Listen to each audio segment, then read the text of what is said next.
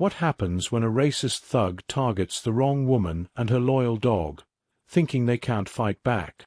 This gripping story unveils the courage of a dog owner who refuses to let injustice prevail. From a chilling confrontation in the park to a courtroom showdown where resilience triumphs over cruelty, watch as karma strikes back. You won't believe how it all unfolds.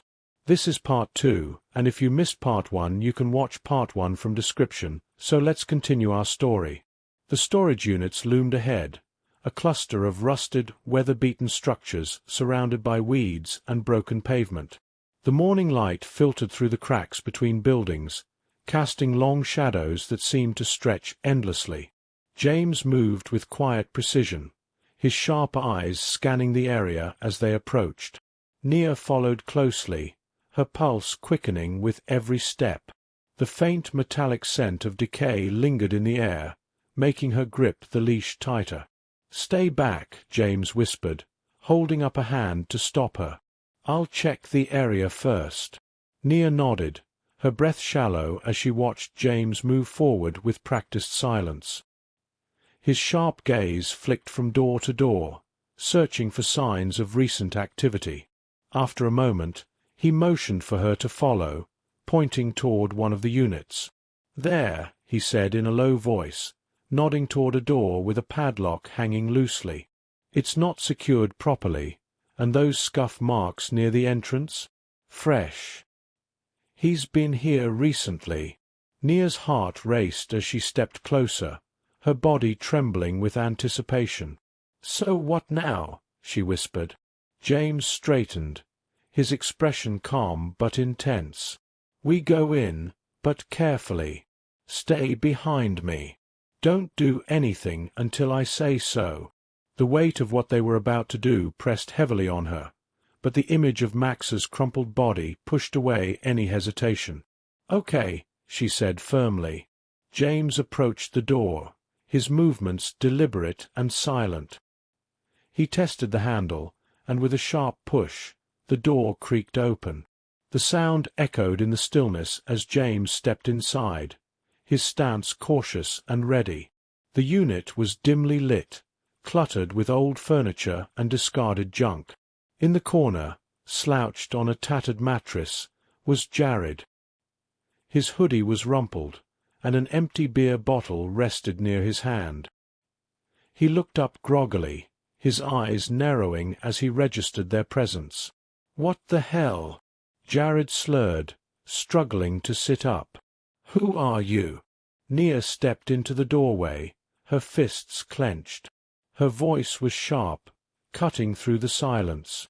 "You know who I am." Recognition flickered in Jared's eyes, and his sneer returned. "Oh, it's you," he said mockingly. "What? You brought backup because you couldn't handle me on your own." James took a step closer, his towering presence silencing Jared's bravado for a moment. "You've got two choices," James said evenly. "Come quietly, or this gets messy." Jared snorted, leaning back against the wall. His confidence returned as he sized them up. "You think you can scare me? I don't owe you anything." Nia's voice rose, her anger bubbling to the surface. "You owe Max. You owe me. You're not getting out of this." Jared laughed bitterly. "That stupid mutt. He got in my way, just like you people always do." The words sent a wave of fury through Nia, but before she could respond, James stepped between them, his voice cold and steady. "Enough. You're done talking." The air in the room grew electric, the tension thick enough to cut. Jared's eyes darted toward the open door, clearly calculating his chances of escape. James noticed immediately, his body tensing. "Don't even think about it," James warned, his voice like steel. For a moment, Jared froze, his bravado faltering. Then, with a defiant grin, he lunged toward the door.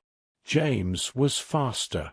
In one swift, practiced motion, he intercepted Jared, twisting his arm and shoving him back onto the mattress.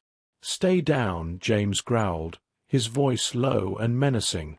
Jared staggered back onto the mattress, his face twisting in a mix of pain and fury. But the defiance in his eyes hadn't faded.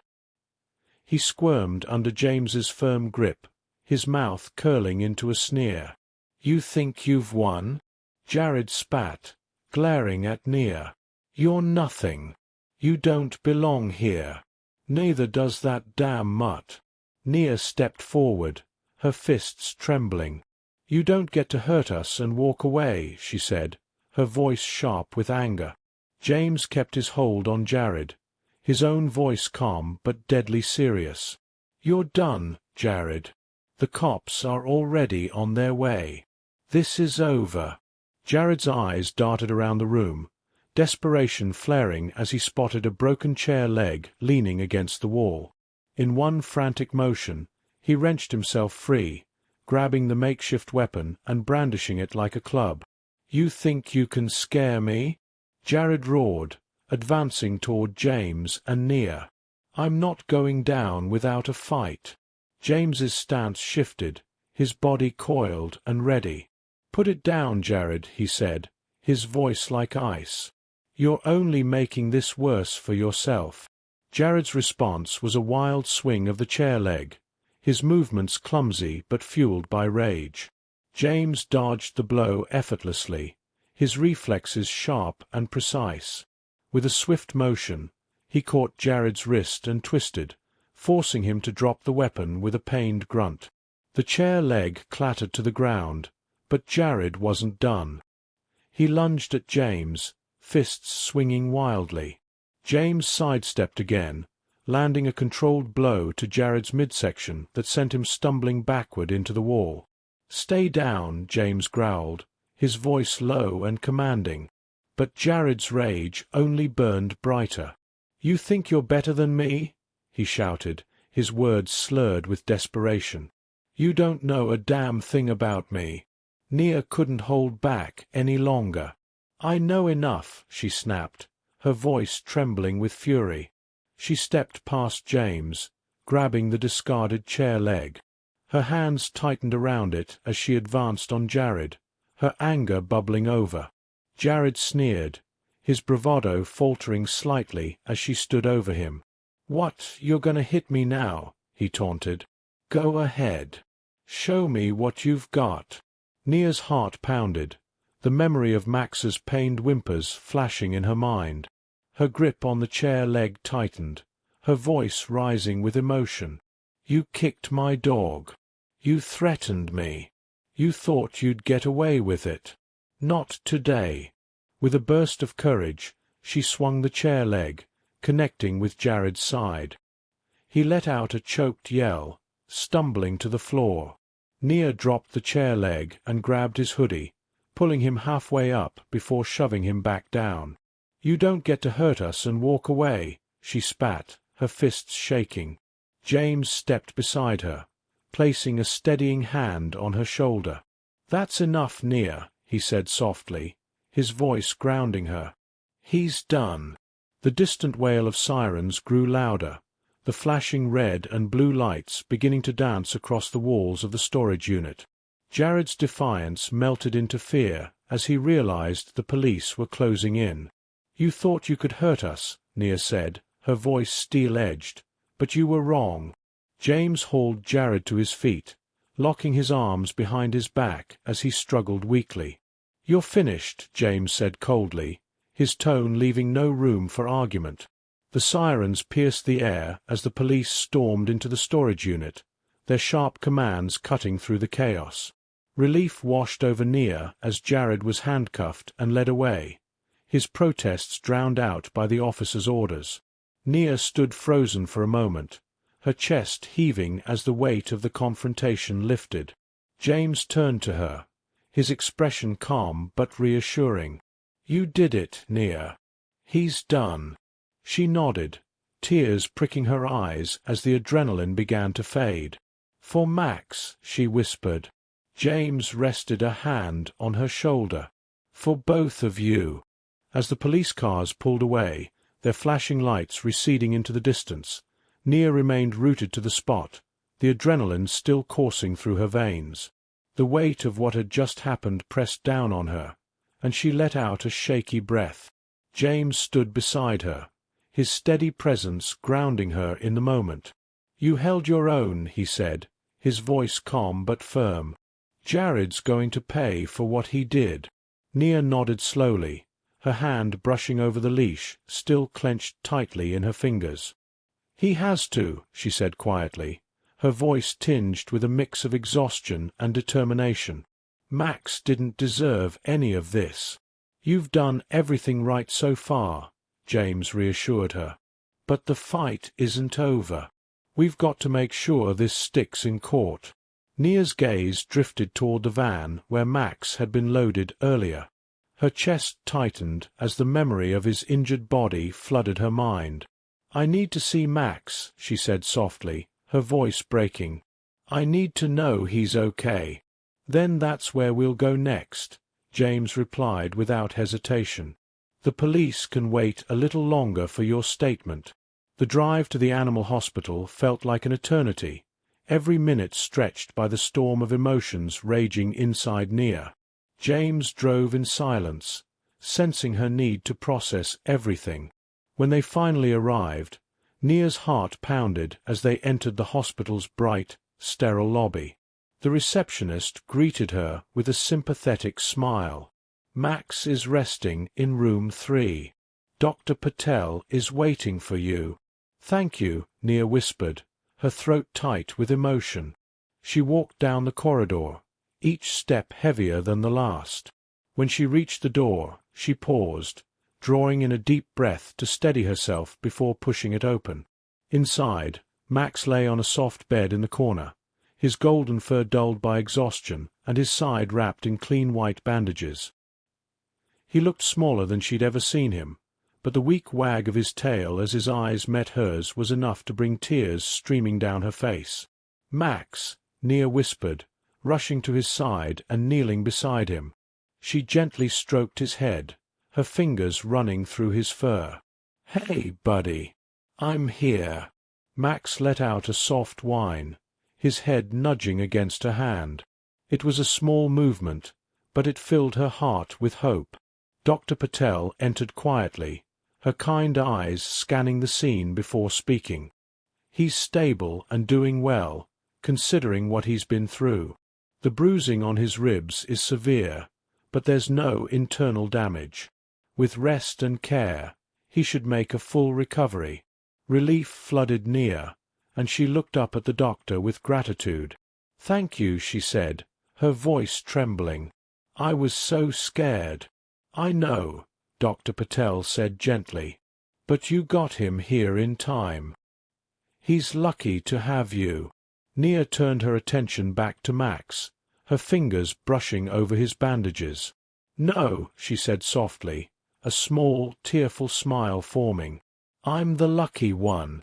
Max's tail wagged a little harder, and Nia laughed through her tears. "That's my boy," she murmured. "Still wagging your tail after everything. You're incredible." Dr. Patel smiled. "Spend as much time as you need with him. Just keep his movements minimal for now. He needs rest." "Thank you," Nia said again, her voice filled with gratitude. For the next few minutes, Nia stayed by Max's side, whispering softly to him about everything that had happened. She told him about Jared's arrest, about how he wouldn't hurt anyone else again, and about how brave Max had been. When James appeared in the doorway, his presence quiet but steady, Nia looked up, wiping her eyes. "You ready?" he asked gently. She pressed a soft kiss to Max's head. "I'll be back soon," she promised. "You just focus on getting better, okay?" Max gave her hand a faint lick, and it was all the reassurance she needed. As she and James left the hospital, Nia felt a renewed sense of determination settle over her. Jared had hurt Max, but he hadn't broken him. Now, it was her turn to make sure Jared paid for every ounce of pain he'd caused. The city lights blurred past as James drove them toward the police station. Nia sat quietly, Max's leash still clutched in her hand, a reminder of her resolve. Every moment replayed in her mind: Jared's sneer, Max's yelp, and the sheer defiance that had kept her going. "You ready for this?" James asked, breaking the silence. Nia nodded, her jaw tightening. "I have to be. For Max. For me. He needs to face the consequences." James gave her a reassuring glance. "He will. We'll make sure of it." The station was a stark contrast to the intensity of the night before. The harsh fluorescent lights illuminated grey walls and worn floors, and the air felt sterile and heavy. An officer greeted them at the front desk and led Nia down a narrow hallway to a small interview room. The room was bare except for a table, 2 chairs, and a recording device blinking softly in the center. The officer gestured for her to sit, his tone professional yet kind. "We'll go through everything step by step. Just tell us what happened in your own words." Nia sat down, her hands folded in her lap. She took a steadying breath, her voice clear and resolute as she began. It started as a normal walk in the park. She recounted every detail with precision, her voice unwavering even as she relived the fear and anger of the confrontation. She described Jared's taunts, the escalating threats, and the moment he had kicked Max. Her hands clenched into fists as she spoke, but she pushed through, knowing how important this statement was. When she finished, the officer nodded, his expression thoughtful. "Thank you, Miss Carter. Your statement, along with the evidence and the arrest, gives us a solid case. Jared Owens will face charges for assault, theft, and animal cruelty. What happens next?" Nia asked, her voice steady despite the tension in her chest. "The prosecutor's office will contact you soon to prepare for trial," the officer explained. "We'll make sure you're supported through every step of the process." Nia nodded, her resolve hardening further. "Good. I want to make sure he doesn't hurt anyone else." James waited for her in the hallway, leaning casually against the wall. As she stepped out, his sharp gaze softened slightly. "How'd it go?" "They said it's a solid case," Nia replied, her voice firm. "Now it's up to the court."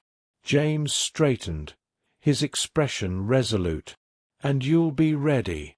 They stepped out into the night air, the hum of the city continuing around them.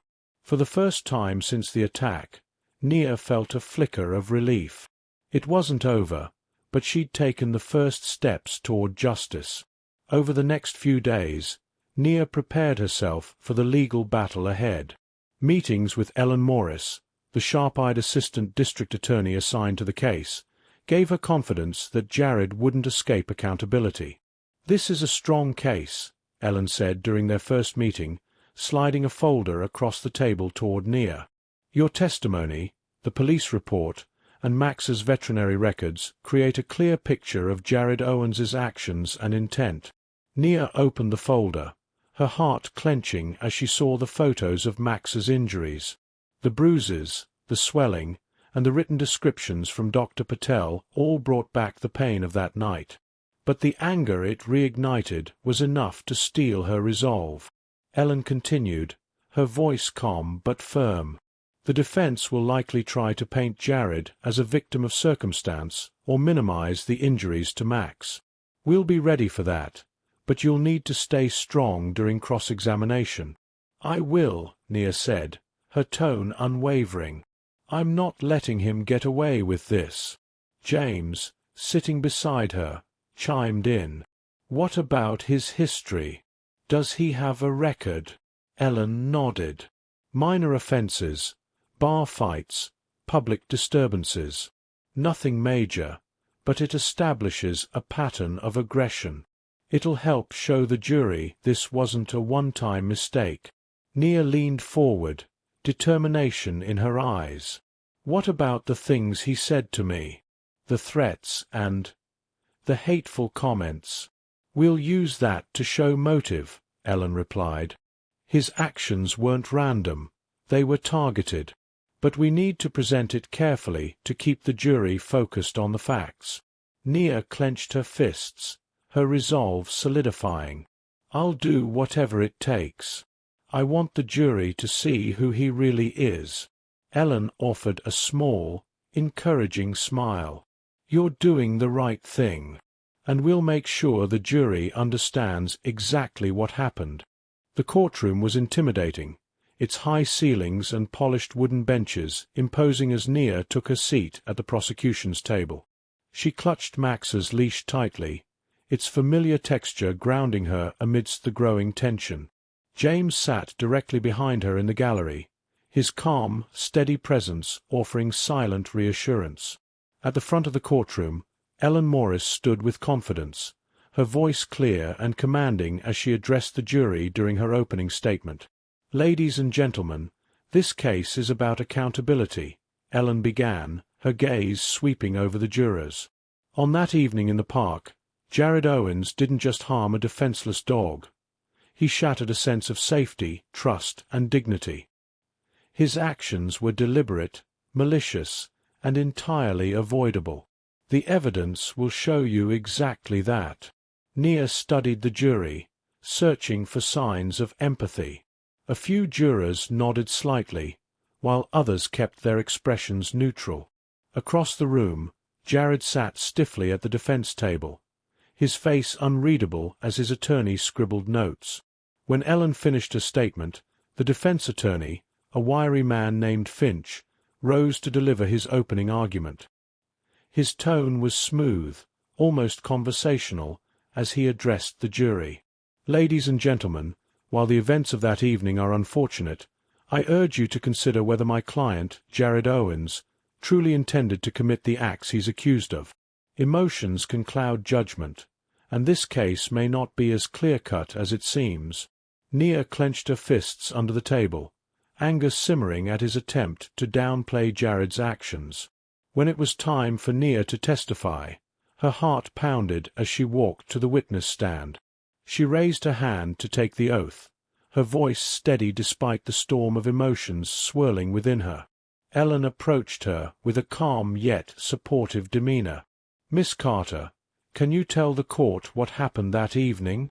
Nia recounted the events with precision, her voice unwavering even as she relived the fear and anger.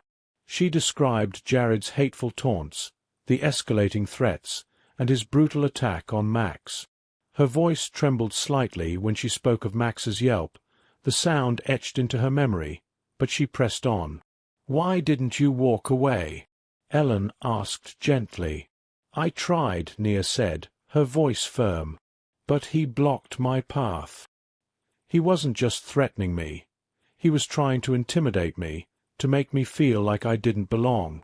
And when Max tried to protect me, Jared took his anger out on him." Ellen nodded, her expression one of quiet respect. "How has this affected you and Max since that day?" Nia's breath hitched as she answered.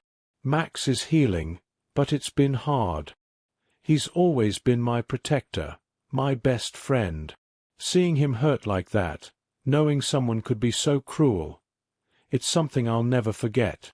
I'm here today because I want to make sure Jared Owens doesn't do this to anyone else." "Thank you, Miss Carter," Ellen said, offering her a small, reassuring nod. As Nia returned to her seat, Jared's lawyer stood, his demeanor casual as he approached the stand. "Miss Carter," Finch began smoothly, "you seem very emotional about this incident. Isn't it possible you overreacted or misinterpreted my client's actions?" Nia's jaw tightened, but she kept her composure. "No. He made his intentions very clear. He threatened me and hurt Max. There was nothing to misinterpret." Finch smirked slightly, as though expecting her answer. "You claim he threatened you, but isn't it true that you and your companion escalated the situation later by pursuing him?" Nia's voice was steady as she replied, "We didn't escalate anything. We stood up to him because he thought he could get away with what he did. And I wasn't going to let that happen." Finch raised an eyebrow but didn't press further. No further questions, Your Honor. As Nia stepped down from the stand, her legs trembled slightly, but her resolve remained intact. She returned to her seat, meeting James's eyes in the gallery. He gave her a small nod, and she felt a flicker of strength return. The trial pressed on, each passing moment laden with tension. The defense wasted no time attempting to paint Jared in a more sympathetic light. Finch called his first witness, a former co-worker of Jared's, a middle-aged man with a nervous demeanor who seemed reluctant to testify. Mr. Owens has always been a little rough around the edges, the man began haltingly. But he's not a bad guy. He's had a tough life, lost his job, his home. Sometimes he gets angry, but who wouldn't? Thank you, Finch said, offering a kind smile before turning to the jury. No further questions. Ellen was quick to rise for cross-examination, her voice sharp yet composed. You mentioned that Mr. Owens gets angry. Has he ever directed that anger toward you or others? The witness shifted in his seat. Not toward me, no. But I've seen him lose his temper. A few arguments at work. And did those arguments ever escalate to physical violence? Ellen pressed. The man faltered, his gaze darting nervously toward Jared. I guess. A couple of times he got physical, but it wasn't anything serious. Ellen's tone remained calm. So, to clarify, Mr. Owens has exhibited aggressive behavior before? The man hesitated before nodding. Yes. Thank you for your honesty, Ellen said before returning to her seat. Finch called Jared himself to the stand next. Jared walked stiffly, his bruises from the storage unit confrontation still faintly visible. He avoided Nia's gaze as he adjusted the microphone and leaned forward. Mr. Owens, Finch began in a measured tone, can you tell the court what happened that evening in your own words? Jared's voice was calm, almost practiced. I was walking through the park, minding my own business, and he jabbed a finger toward Nia, came at me, yelling.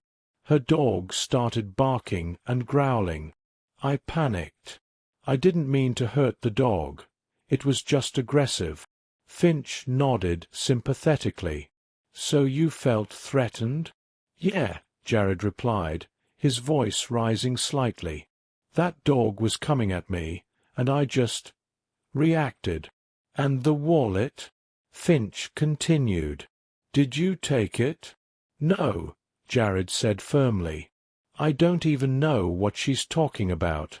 She made that up to make me look bad.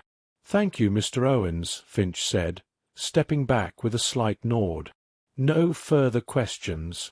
Ellen rose from her seat, her movements deliberate as she approached the stand. Her voice was icy but controlled. Mr. Owens, you claim you felt threatened by Max. Did you report this supposed aggressive dog to anyone? Animal control, the police? Jared shifted uncomfortably. No, but— And you also claim you didn't steal from Ms. Carter, Ellen interrupted smoothly. Then how do you explain the wallet found in your possession at the storage unit? Jared's face reddened. I don't know. Maybe she planted it there. A murmur rippled through the courtroom, the judge's gavel rapping sharply for order. So according to you, Ellen continued, her voice cutting, Ms. Carter is lying, her dog is aggressive, and the police evidence is fabricated? Convenient, isn't it? Jared glared at her, his bravado cracking under the weight of her questions. I'm telling the truth, he snapped. Ellen stepped back, her expression calm but pointed. No further questions, Your Honor. As Jared returned to his seat, his earlier arrogance seemed to falter. Nia felt a flicker of satisfaction, but knew the fight wasn't over. The final day of the trial arrived, and the air in the courtroom was thick with anticipation. Nia sat at the prosecution's table, her hands clasped tightly in her lap as Ellen prepared for her closing arguments.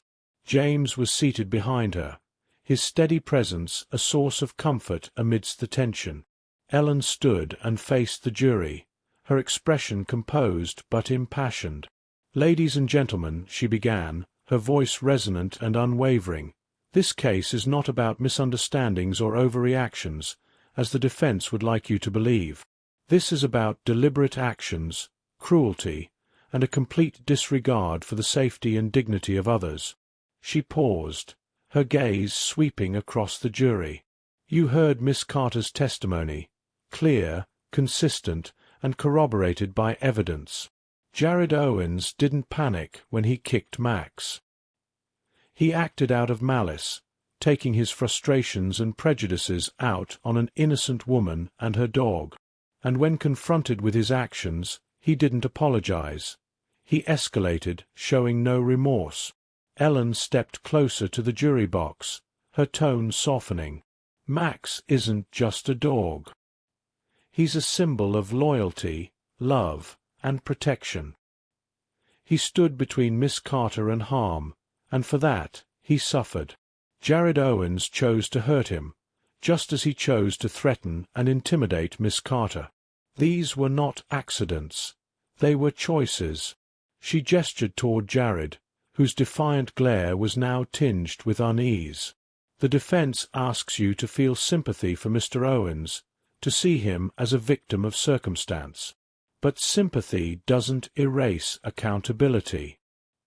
His actions have consequences, and it's your duty to ensure he faces them." Ellen took a deep breath, her voice firm as she concluded.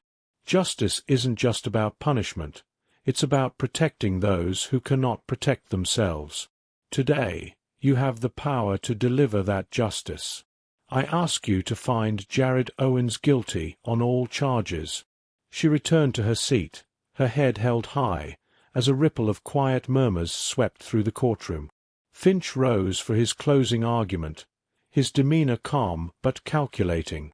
"Ladies and gentlemen," he began, pacing slowly before the jury, "my client is not perfect. None of us are. But perfection is not what's on trial here. Jared Owens reacted in fear, not malice. The events that unfolded were unfortunate, but they were not criminal." He stopped and gestured toward Nia. "Miss Carter's emotions are understandable, but emotions alone do not determine guilt. This case is riddled with assumptions and exaggerations. I urge you to consider the possibility that this is not as clear-cut as the prosecution claims." Finch returned to his seat, offering a reassuring pat on Jared's shoulder. The judge gave the jury their instructions, and they were led out to deliberate. The waiting that followed was agonizing. Nia sat quietly, her hands trembling slightly as she clutched Max's leash. James leaned forward, his voice low and steady. "Whatever happens, you did everything you could. You fought for Mac." Nia nodded, though the knot in her stomach refused to loosen. Hours later, the jury returned, their expressions unreadable. The courtroom fell silent as the foreperson handed the verdict to the judge. The judge read aloud, her voice clear and measured. "On the charge of animal cruelty, we find the defendant, Jared Owens, guilty. On the charge of assault, guilty. On the charge of theft, guilty." A gasp of relief escaped Nia as her hands flew to her mouth. Tears welled in her eyes, and she glanced back at James, who gave her a small, proud nod. The judge continued, addressing Jared directly. "Mr. Owens, you have been found guilty on all charges. Sentencing will follow, but let me remind you, actions have consequences. This court does not tolerate cruelty or violence." Jared's face darkened, his earlier defiance replaced by sullen resignation as officers escorted him out of the courtroom. Nia exhaled shakily, a wave of relief and exhaustion washing over her. As the courtroom began to empty, Ellen approached, her expression warm. "You did it, Nia," she said softly. "Your courage made this happen." Nia nodded, tears streaming freely now. "Thank you for everything."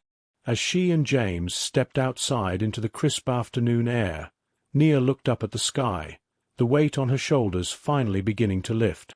"Max is going to be okay," she said quietly, more to herself than anyone else. "And so are you," James added, his voice steady. "This is your victory, Nia. Own it." She smiled, the leash in her hand feeling less like a reminder of pain and more like a symbol of the bond that had carried her through. Days later, Nia sat in her living room, the afternoon sunlight streaming through the windows, bathing the room in a warm glow. Max lay curled up on his favorite bed, his bandages smaller now, a sign of his steady recovery. His tail gave a soft wag as Nia reached down to scratch behind his ears. "You're getting stronger every day, buddy," she said, her voice soft and full of affection. "You're my hero, you know that?" Max responded with a contented sigh, his head resting against her hand. The weight of the past weeks had begun to lift, replaced by a cautious sense of peace. The trial was over, Jared was behind bars, and Max was healing. Life wasn't perfect, but for the first time in a long while, it felt manageable. A knock at the door broke the quiet. Nia rose, opening it to find James standing there, a faint smile on his face and a small bag in his hand. "Thought you might need this," he said, holding the bag out to her. Nia opened it, revealing a new leash and collar set. The leather was sturdy and sleek, the brass nameplate already engraved with Max in bold, elegant letters. Her eyes welled with tears as she looked up at James. "Thank you," she whispered. "He's earned it," James said with a shrug, stepping inside. "So have you." Nia attached the new collar to Max, who perked up instantly, wagging his tail with newfound enthusiasm. "Look at you," she said with a laugh, her heart swelling. "Back to being the handsome boy you are." James watched quietly, his usual stoicism softening. "You've come a long way, Nia. I hope you see that." She nodded, her gaze lingering on Max as he trotted to the window, his tail swishing. "I do. It wasn't easy, but we're here, together. You've proven you're stronger than you think," James added. "And Max, he's proof of what loyalty and love look like, even in the toughest times." Nia smiled, her chest tightening with gratitude. "I couldn't have done it without you, James. Thank you for everything." He shrugged again, though his smile widened slightly.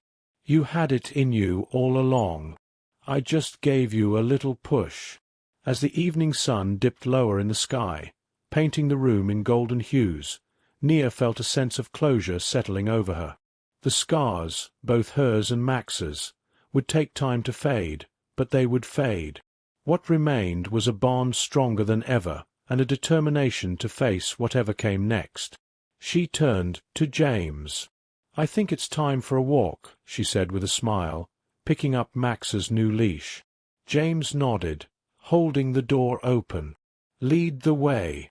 And as Nia stepped out into the world, Max trotting confidently beside her, she felt a renewed sense of hope. Together, they had faced darkness and come out stronger, and together they would keep moving forward.